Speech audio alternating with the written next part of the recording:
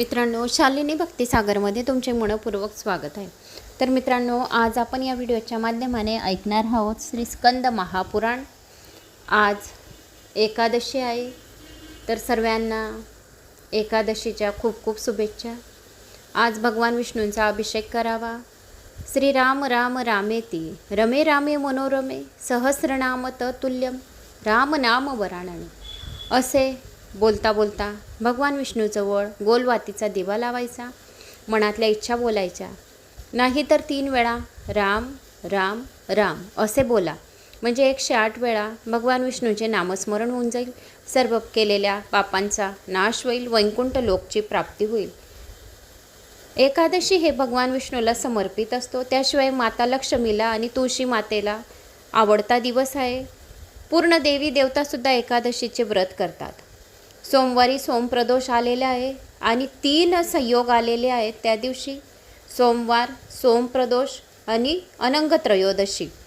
तर त्याशिवाय त्रयोदशी पण त्याच दिवशी आहे। तर ज्यांना सोमवारचे व्रत करायचे असेल या पशुपतीचे व्रत करायचे असतील, प्रदोष व्रत करायचे असतील, तर आजपासून तुम्ही सुरू करू शकतात, कारण की काहीही काम शुभतीर्थावर केलेले अतिशय चांगले असते। पार्थिव शिवलिंग करायची प्रदोष कालावर, भगवान शिवाचा अभिषेक करायचा, 108 तांदूळचे दाणे सोमवारी अर्पण करायचे प्रदोष व्रताच्या दिवशी आणि आपल्या मनातल्या इच्छा भगवान शिवशंकराला सांगायच्या। नंतर अलगद थोडं हलवून द्यायची। पूजा व्रत कथा ऐकल्यानंतर, आरती झाल्यानंतर शिवलिंगाला अलगद हलवून घ्यायचं, विसर्जन करायचे नाही, फक्त हलवायचे तिथल्या तिथे। दुसऱ्या दिवशी ती पार्थिव शिवलिंग कोणत्याही कुंडीत गमलामध्ये टाकायची। अशा प्रकारे सोमप्रदोषचे व्रत तुम्ही करू शकतात। तर सोमप्रदोष हा सर्वात जास्त महत्त्वाचा असतो, धनप्राप्ती आणि संतान प्राप्तीसाठी खूप महत्त्वाचा दिवस आहे। या दिवशी बेलाच्या झाडाला पाणी घातल्याने 7 जन्माचे दुःख दारिद्र्य दूर होते, त्याशिवाय आपल्या केलेल्या सर्व पापांचा नाश होतो। बेलाच्या झाडाखाली दिवा लावल्याने महालक्ष्मीची प्राप्ती होते। या दिवशी सोमप्रदोषच्या दिवशी खिरीचा प्रसाद भगवान शिवाला, माता अन्नपूर्णाला अर्पण करावा, याच्याने घरामध्ये धनधान्याची बरकती राहते, असे या स्कंद महापुराणात सांगितले आहे। तर आता आपण या स्कंद महापुराणात ऐकूया बिंदू माधव तीर्थ महिमा।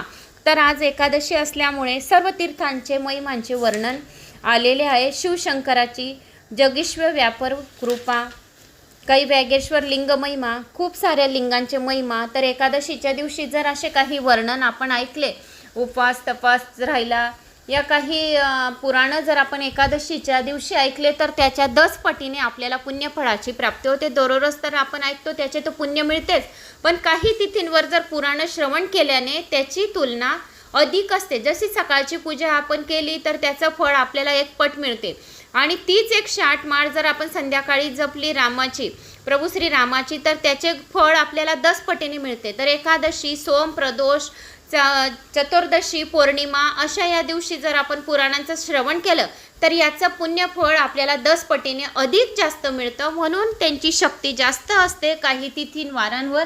तर आज सर्वात जास्त जणांनी एकादशीच्या दिवशी पुराणांचे श्रवण करावे। श्री गणेशाय नमो नमः। वक्रतुंड महाकाय सूर्यकोटी समप्रभ निर्विघ्नं कुरु मे देव सर्व कार्य सुसर्वदा। बऱ्याच काही तुमच्या कमेंट्स आलेल्या आहेत, धन्यवाद, थँक्स। असाच माझा आत्मविश्वास वाढवण्यासाठी पारनेरवरून ऐकत आहे ताई, खूप छान सांगताय। ओम श्री गणेशाय नमः। श्री स्वामी समर्थ, खूप खूप धन्यवाद ताई नाथगाव। ओम नमो भगवते वासुदेवाय नमः। खूप सुंदर अध्याय ताई, 1 नंबर, मन प्रसन्न झालं, असं वाटतं मला की ऐकतच राहावं। माझी सुरुवात तुमच्या व्हिडिओने या तुम्हाला बघितल्याने होते। मुखेड तालुका, ओम नमो भगवते वासुदेवाय नमः, कर्नाटकहून तडवेल या गावातून ऐकत आहोत। ओम नमः शिवाय, श्री गणेशाय नमः, श्री लक्ष्मी नारायण नमः, बीड। जय जय रामकृष्ण, जय जय महाकाल बाबा, नांदेड येथून ऐकत आहेत। ओम श्री लक्ष्मी नारायण नमः। मी स्वप्नील वाडखे, कोल्हापूर कदमहून तुमचे सर्व पुराण श्रवण करते। साकली येथून तुमचा आवाज ऐकला शिवाय आणि तुम्हाला पाहिल्याशिवाय माझा दिवस जात नाही, म्हणजे माझे लहान मुलं सांभाळते, मी तुमचे पुराण श्रवण करते, तुम्ही माझे गुरु आहात। कधी कोल्हापूरला जर आले तर महालक्ष्मीला, तर आलेत तर तुमचे चरण आमच्या घराला लागू द्या, अशी तुम्हाला मनापासून माझी प्रार्थना आहे. धन्यवाद ताई. ओम लक्ष्मी नारायण नमः. धन्यवाद ताई. नमस्कार ताई, मी पारनेरहून बोलत आहे. मी रोज ऐकते, तुम्ही कमेंट दिलेली मी वाचली, माझी कमेंट तुम्ही वाचली, मला लय आनंद झाला. ओम श्री गणेशाय नमः. श्री स्वामी समर्थाय नमः. नादगाव. अशा बऱ्याच काही कमेंट्स आलेल्या आहेत, तर ज्या थोड्या कमेंट्स होत्या त्या तुम्हाला वाचून दाखवल्या. धन्यवाद, थँक्स. माझा आत्मविश्वास वाढवण्यासाठी भरपूर गावांच्या तुमच्या कमेंट्स आलेल्या आहेत. तर कोल्हापूरला माझे 4-5 वेळा दर्शन झालेले आहेत. एका वेळेस मी माझ्या मिस्टरांना पण बोलली होती कोल्हापूरहून कमेंट्स येते, तर तुमचा नंबर सेंड करून द्या. कोल्हापूर माझं एवढ्या 2 महिन्यात चालूच आहे. जर माझं जमलं तर नक्की तुमच्याकडे येईल. या फोनावर मी बोलून घेईल तुमच्याशी 2 मिनटं. तुम्ही एवढं मनापासून एवढी मोठी कमेंट्स केली आहे, सर्वांनी कमेंट्स केलेल्या आहेत, तर धन्यवाद, थँक्स माझा आत्मविश्वास वाढवण्यासाठी. तर आता आपण ऐकणार आहोत बिंदू माधव तीर्थ महिमा. श्री गणेशाय नमो नमः. वक्रतुंड महाकाय सूर्यकोटी समप्रभ निर्विघ्नं कुरु मे देव सर्व कार्य शु सर्वदा. अगस्त्य ऋषींनी विचारले, श्री क्षेत्र काशी येथे जे पंचनंद तीर्थ आहे त्यास पंचनंद तीर्थ नाव कसे प्राप्त झाले? या प्रश्नास उत्तर देताना कार्तिक स्वामी म्हणाले, किरणा, दूतपापा, पुण्यसलीला, सरस्वती, गंगा, यमुना या 5 महान नद्या आहेत. या 5 महान नद्या तीर्थात एकत्र आल्या आहेत, त्यामुळे यास पंचनंद तीर्थ असे म्हटले गेले आहेत. जो कोणी सरस्वती, गंगा, यमुना, दूतपापा, किराणा, पुण्यसलीला असे श्रवण करतो त्यांना पंचनद्यांमध्ये स्नान केल्याचे पुण्यफळाची प्राप्ती होते. या पंचनंद तीर्थात मंगल स्नान करणाऱ्यास, याही नाव श्रवण करणाऱ्यास जन्ममृत्यूच्या दुष्टचक्रात अडकावे लागत नाही. संपूर्ण माघ महिना प्रयाग क्षेत्री मंगल स्नान करून जे फल प्राप्त होते ते श्री क्षेत्र काशीतील पंचनंद तीर्थात एकाच दिवसाच्या स्नानाने मिळते. याही नावं श्रवण केल्याने सुद्धा आपल्याला त्यांची कोटी गुणा पुण्यफळाची प्राप्ती होते. पंचनंद तीर्थात मंगल स्नान व पितृतर्पण करून बिंदू माधवची पूजा केल्यास जन्ममृत्यूचे चक्र संपून जातात. या तीर्थास विविध युगामध्ये विविध नावे आहेत. सत्ययुगातील धर्मनंद, त्रेतायुगातील धूत, पापद्वारातील बिंदू तीर्थ व कलियुगात पंचनंद म्हणून सुप्रसिद्ध होईल. अग्निबिंदू नामक एक तरुण होता. त्याने लक्ष्मीच्या प्राणनाथास प्रसन्न करून घेतले. अग्निबिंदूची दिव्य भक्ती पाहून श्री हरी विष्णूंनी वर मागण्यास सांगितले. अग्निबिंदू म्हणाला, हे केशवा, हे अनंता, हे मधुसूदना, या महान तम तीर्थात आपण माझ्या नावाने निवास करावा आणि सर्व भक्तगणांना मुक्ती प्रदान करावी. जो कोणी या ठिकाणी येऊन सुद्धा अनंत मरण पावेल त्यास मुक्ती प्राप्त होईल. श्रीपती म्हणाल्या, तुझ्या इच्छानुसार या तीर्थास आपल्या दोघांचेही नाव प्राप्त होतील. हे तीर्थ बिंदू माधव या नावाने त्रैलोक्यात प्रसिद्ध होईल. माझे नाव या काशी नगरातील महान असे नाव होईल.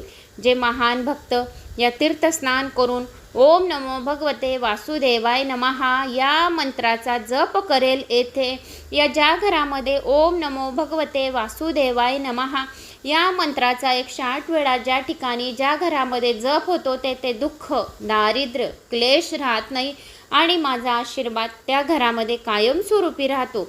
म्हणून ओम नमो भगवते वासुदेवायचा जय जयकार करत माझी पूजा जे करतील त्या या भवसागरातून तरुण जातील. सर्व महापातकांचा नाश करणारे हे श्रेष्ठतम तीर्थ तुझ्या नावाने बिंदू तीर्थ म्हणून त्रैलोक्यात प्रसिद्ध होईल.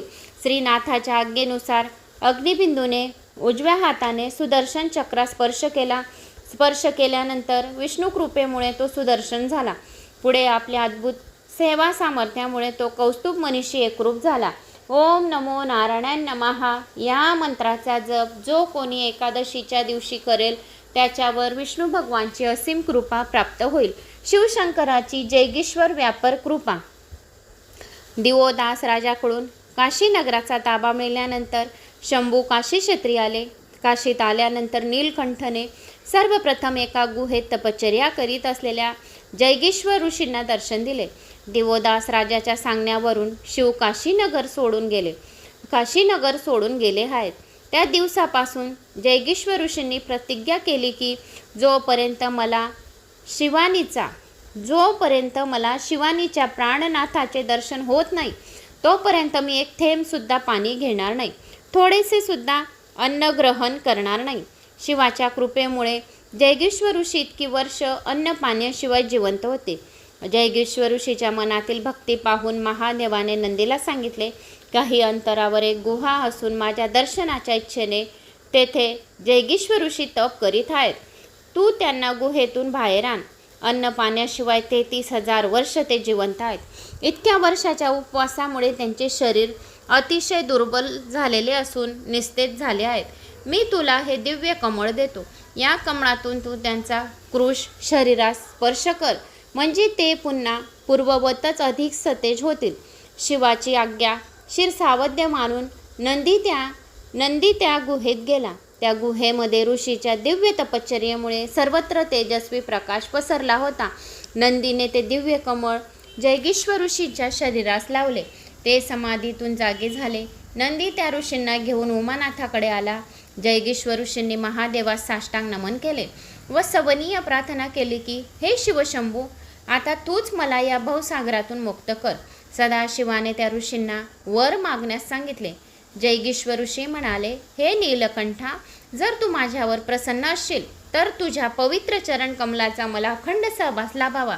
मी जे शिवलिंग स्थापन केले आहेत त्यामध्ये तू सदैव निवास करून जगत कल्याण करावे.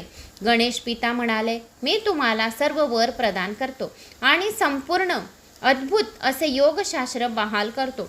सर्वजण तुम्हाला योगाचार्य म्हणून ओळखतील. ज्याप्रमाणे भृंगी, नंदी, सोमनंदी माझे भक्तगण आहेत, त्याप्रमाणे तुम्ही सुद्धा माझे भक्त व्हाल.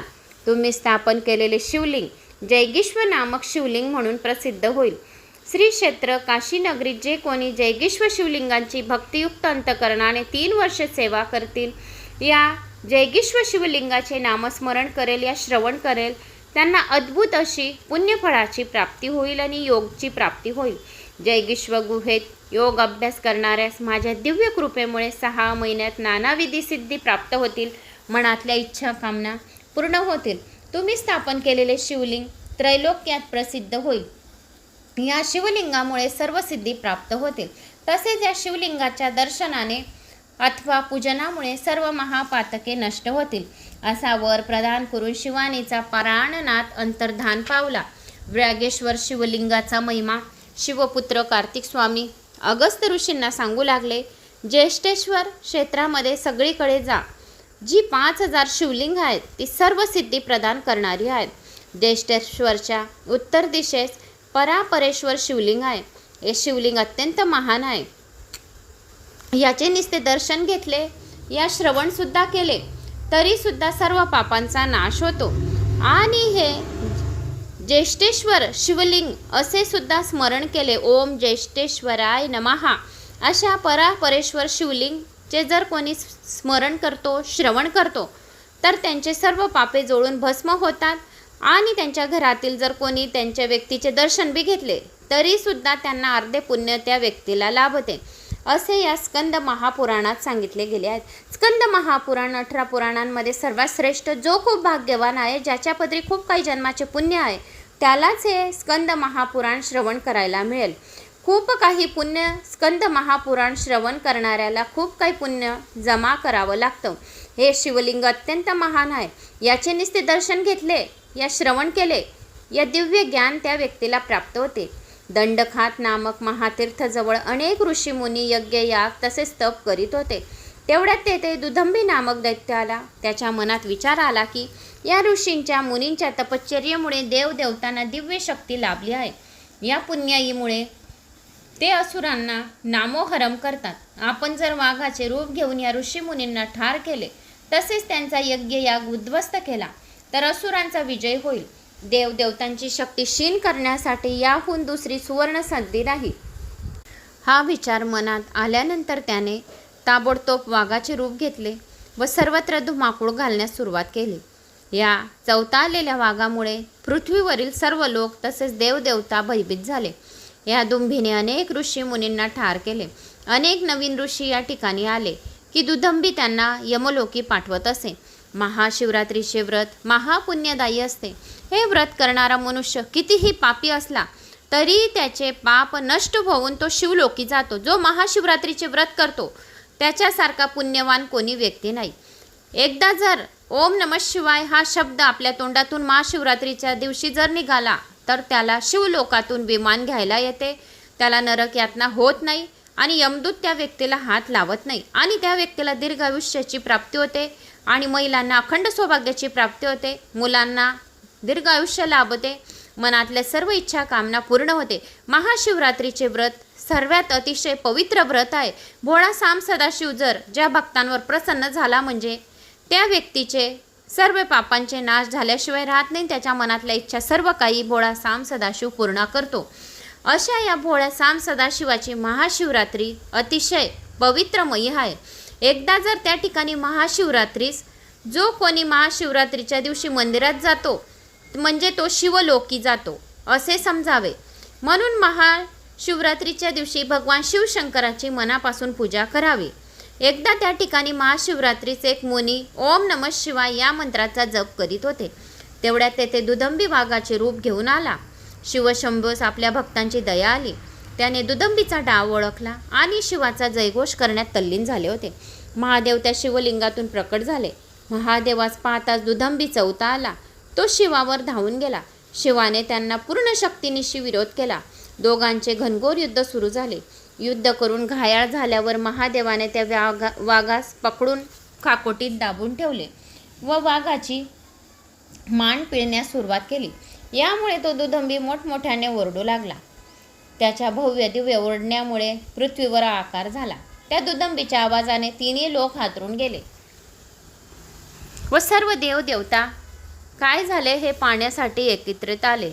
इकडे दुदंबीने प्राणपणास लावून शंकराच्या तावडीतून सुटण्याचा प्रयत्न केला, पण त्या शिवशक्तीमुळे दुदंबीची काही चालेना. त्याने पूर्ण शरणागती पत्करली. शिवशंभूचे ते लीलामयी रूप पाहून उपस्थित असलेले सर्व देवदेवतांनी व भक्तगणांनी जय जयकार केला. त्या सर्वांनी महादेवास विनंती केली, आपण हे व्याघ्रेश्वर रूप घेऊन कायमस्वरूपी येथेच निवास करावा. आणि आपल्या भक्तगणांच्या विनंतीस मान देऊन शिवाने त्या शिवलिंगात प्रवेश केला. ते शिवलिंग व्याघ्रेश्वर शिवलिंग म्हणून ओळखले जाऊ लागले.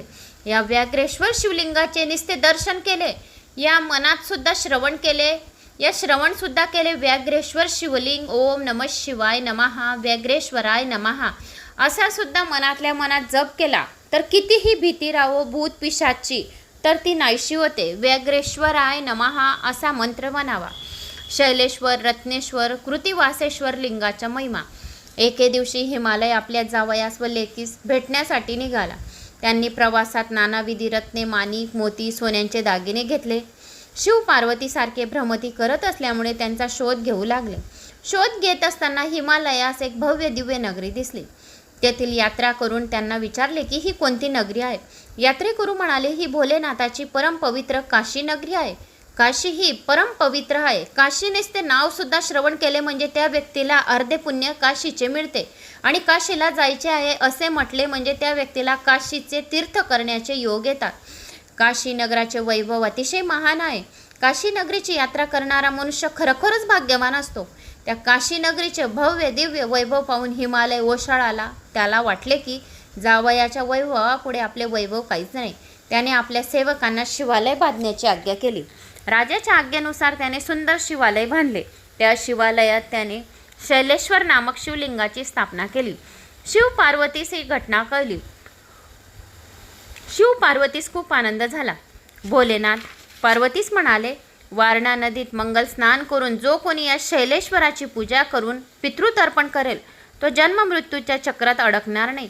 या शैलेश्वर शिवलिंगात कायमस्वरूपी निवास करेन. शिव पार्वती शैलेश्वराहून रत्नेश्वर शिवलिंग ठिकाणी आले. तेथे दर्शन घेतले. त्यांचे मूळ सप्त पाताळात गेले. पाहून पार्वतीने त्याबद्दल शंकरांना त्यांचे महात्म्य विचारले. शंकर म्हणाले, ही रत्न हिमालयाने येथे ठेवली आहेत. काशीतील शिवलिंग रत्नरूप व मोक्ष देणारे आहे असे श्रेष्ठ आहे. येथील शिवलिंगात जे काही अर्पण करतील त्यांचे फल असेच मिळेल. म्हणून याचे रत्नेश्वर नाव पडले. जो कोणी भगवान शिवशंकराला दूध आणि साखरेचे नैवेद्य देतो त्याच्यावर महालक्ष्मी प्रसन्न होते. जो कोणी भगवान शिवशंकराजवळ दीप जाळतो त्याचा वंशवेल वाढतो. जो कोणी भगवान शिवशंकरावर तांदूळ अर्पण करतो त्याला धनाची प्राप्ती होते. जो कोणी भगवान शिवशंकराला धतुराचे फळ, धतुऱ्याचे फूल अर्पण करतो, त्याचे 7 जन्माचे सर्व काही काटे असतील या दुःख असेल त्यांच्यापासून त्या व्यक्तीला मुक्ती मिळते. जो कोणी भगवान शिवशंकराजवळ 11 दीपक लावून 11 दीपकांनी भगवान शिवशंकराची आरती करतो तर त्याच्या 11 महिन्यातच कुठलीही एक इच्छा पूर्ण होते, असे भगवान शंकरांनी स्वतः या स्कंद महापुराणात सांगितले आहे. जो कोणी ओम नमः शिवाय या मंत्राचा जप करतो त्याच्याहून भाग्यवान व्यक्ती कोणी नाही. ज्याच्या मुखामध्ये ओम नमः शिवाय मंत्र, ज्याच्या कपाळी त्रिपुंडी भस्म आणि गळ्यामध्ये रुद्राक्ष, तर त्या व्यक्तीला त्रिवेणी संगमात स्नान केल्याचे पुण्य मिळते आणि त्याच्या घर परिवारावर सुद्धा कुठलेही अडचण, कुठलेही बाधा येत नाही आणि सर्व मनोकामना पूर्ण करणारे असे हे त्रिपुंडी भस्म आहे. तर ते निस्ते भस्म असे सुद्धा म्हटले, या श्रवण केले भगवान शिवाचे तर सर्व पापांचे भस्म झाल्याशिवाय राहत नाही. मग त्यांनी शिवलिंगाचे हिमालयाने ठेवलेल्या सोन्यांनी तेथे शिव मंदिर बांधले. नंतर शंकराच्या आज्ञेवरून पार्वतीने हिमालयाला जे शिवलिंग ठेवलेले होते ते सोन्याने शिव मंदिर बांधले. पार्वतीने या भव्य सुरेख अशा सुवर्ण शिव मंदिराचे महात्म्य विचारले असता भगवान शंकर म्हणाले, हे शिवलिंग प्रथम गुप्त होते.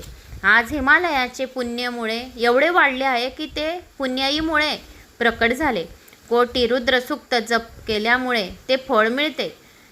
या रत्नेश्वर शिवलिंगाच्या पूजनाने कोटी रुद्रसूक्त जप केल्याचे पुण्यफळाची प्राप्ती होते. जो कोणी हे स्कंद पुराण ऐकतो, श्रवण करतो, वाचतो त्याला रुद्रसूक्त जप केल्याचे पुण्यफळाची प्राप्ती होते आणि 1000 रुद्र अभिषेक रोज केल्याचे पुण्यफळाची प्राप्ती होते. 1000 गायी दान करण्याचे पुण्यफळ वाचणाऱ्याला, ऐकणाऱ्याला, शेअर करणाऱ्याला मिळते. त्याचे सर्व इच्छित मनोकामना पूर्ण करणारे असे हे शिवलिंग आहे आणि हे स्कंद पुराण आहे. शिव पार्वती दोघंही या शिवलिंगाच्या महात्म्यामध्ये रंगले असता लोकांचा वाचवा धावा असा आवाज ऐकू आला. त्यांनी पाहिले तर गजासूर पृथ्वीवर येत आहे हे कळले. हा गजासूर साक्षात ब्रह्मदेवाच्या वरामुळे स्त्री पुरुषांकडून अवैध बनला होता. तेव्हा लोकांच्या रक्षणार्थ शंकरांनी त्रिशूळ गजासुरावर रोखले.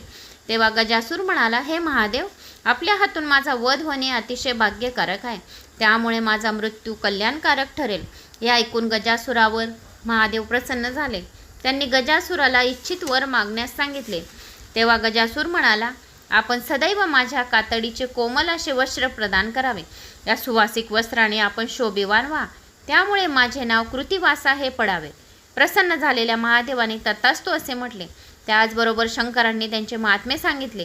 जो भक्त माघ महिन्यातील शिवरात्रीचा उपवास करून, जागरण करून, श्रद्धेने, भक्तीने कृतिवासेश्वराची पूजा करेल, या एकादशी, सोमप्रदोष, चतुर्दशी, पौर्णिमा या दिवशी जो कोणी माझ्या या अध्यायाचं श्रवण पठण करेल त्याला मोक्षाची प्राप्ती होईल आणि वैकुंठ लोकाची प्राप्ती होईल. या दिवशी सर्वत्र आनंदाचे वातावरण सुरू होईल. गजासुराच्या वधाच्या वेळी जे कुंड निर्माण झाले त्याला हंसतीर्थ असे नाव पडले. या कुंडात स्नान करून व पितृतर्पण करून शिवलिंगाचे दर्शन घेणारा मनुष्य धन्य होतो. या कृतिवासेश्वराभोवती अनेक ऋषीमुनी 1200 शिवलिंग स्थापले आहेत. त्यातील प्रत्येक शिवलिंग अतिशय श्रेष्ठ आहे. तसे दुर्गासुराची कथा अगस्त्य ऋषींनी कार्तिकेस दुर्गादेवीची व दुर्गासुराची कथा सांगू लागले. प्राचीन काळी दुर्ग नावाचा क्रूर दैत्य होता. तपश्चर्येमुळे त्याला पुरुषांकडून अवध्य राहण्याचा वर मिळाला होता. याच्यामुळे सारे त्रैलोक्य भीती व दुःख होते. यज्ञ याग होईनात. या दुर्गासुराने स्वर्गही जिंकून घेतल्याने सर्व देवदेवता शंकरांना शरण गेले. शंकरांनी दुर्गासुराचे नाश करण्याची आज्ञा भवानी देवीला केली. भवानी देवीने रुद्रशक्ती काल रात्रीला दुर्गासूरकडे दूत म्हणून पाठवले. काल रात्री दुर्गासुराकडे आली व त्याला म्हणाली की तू इंद्राचे राज्य परत कर, नाही तर युद्धाला तयार हो. महाकालीचे बोलणे ऐकून दुर्गासूर कामक्रोधित झाला. त्याने सेवकांना महाकालीला पकडून अंतपुरात नेण्यास सांगितले. सेवक महाकालीला पकडायला जाणार तेवढ्यात तिने सर्वांना जाळून भस्म केले. तेथून महाकाली विंध्याचलावरील महादेवीला भेटण्यास निघाली. दुर्गासूर सैन्यासह तिचा पाठलाग करू लागला. विंध्याचलावर महादेवीला पाहून महादेवीला पकडून माझ्या स्वाधीन करणाऱ्यांना इंद्रपद देण्याचे घोषित केले. हे ऐकताच सर्व दैत्यांनी युद्ध सुरू केले. दैत्यांनी मेघांची आकाराची अश्रे, दगड, वृक्ष, पेटी, शक्ती, चक्र अशी विविध शस्त्रे देवीच्या अंगावर फेकली. परंतु महादेवाने मोठे धनुष्य व वायव्यस्त्राने सर्वांचा पाडाव केला. शस्त्रहीन दुर्गासुराला देवीने डावा पाय मारला. घायाळ झालेला दुर्गासूर थोड्या काळासाठी अदृश्य झाला. पुन्हा दुर्गासुराने महादेवावर दगडांचा मारा सुरू केला. हत्ती बनून देवीवर धावून गेला. परंतु देवीने शेवटी मोठा अमोघ बाण धनुष्याने दुर्गासुरावर सोडला. परंतु देवीने शेवटी खूप काही प्रयत्न करून दुर्गासुरावर धनुष्य बाण सोडत राहिले. छातीत बाण घुसल्याने दुर्गासूर तड पडत होता. त्याचा वध झाला. हे वध होता सर्वांना आनंद उत्सव साजरा केला आणि सर्व सुरांनी देवावर पुष्पवृष्टी केली, स्तुती गायली, जय जयकार केला आणि देवांना त्यांचे राज्य मिळवून दिले. तेव्हा देवी म्हणाली दुर्गासुराला, मारल्याने माझे नाव दुर्गादेवी असे होईल. मला शरण येणाऱ्या भक्ताला कधीही दुर्गती प्राप्त होणार नाही. जो कोणी माझ्या नाव दररोज घेईल त्यांच्यावर माझा आशीर्वाद प्राप्त होईल. ओम दुम दुर्गाय नमः या मंत्राचा ज्या घरामध्ये जप होईल त्यांच्या पाठीशी मी सदैव ढाल बनून उभी राहील. ओम दुम दुर्गाय नमः, ओम दुम दुर्गाय नमः या मंत्राचा जप केल्याने कुलदेवतेचा सुद्धा आशीर्वाद प्राप्त होईल. अशा तऱ्हेने कार्य करून देवी अदृश्य झाली. काशीमध्ये मंगळवारी चतुर्दशीला अष्टमीला दुर्गादेवीची पूजा करतात. काशीमधील दुर्गाकुंडात स्नान करून दुर्गादेवीची महापूजा केल्यास 9 जन्माच्या पापांचा नाश होतो. जो कोणी दुर्गादेवीचं एक वेळा पण नामस्मरण केले तरी सुद्धा त्याचा 7 जन्माच्या पापांचा नाश झाल्याशिवाय राहत नाही. नवरात्रीतील दुर्गा पूजेला विशेष महत्त्व आहे. ही दुर्गादेवी काशीचे रक्षण करते असे मानले जाते. जो देवी भक्त दुर्गा विजय या कथेचे फक्त श्रवण भक्तिभावाने करतो, या स्कंद पुराणाची ही कथा जो कोणी दुर्गादेवीची कथा अध्याय श्रवण करेल त्याला सर्व संकटातून मुक्त होऊन सुखरूप त्यांच्या घरी आनंदाचं वातावरण निर्माण होईल आणि त्याला अश्वमेध यज्ञ केल्याची पुण्यफळाची प्राप्ती हा अध्याय ऐकला या श्रवण केला म्हणजे त्या व्यक्तीला मिळेल.